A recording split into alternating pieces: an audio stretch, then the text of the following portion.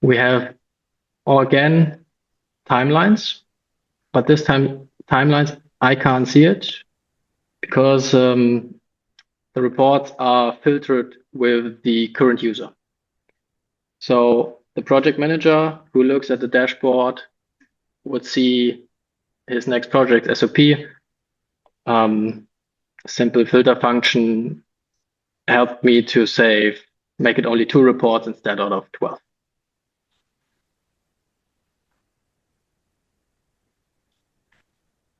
Maybe I can quickly show you this one, this filter function. Yeah, that's cool. Because as we discussed in the demo, not everyone knows that we can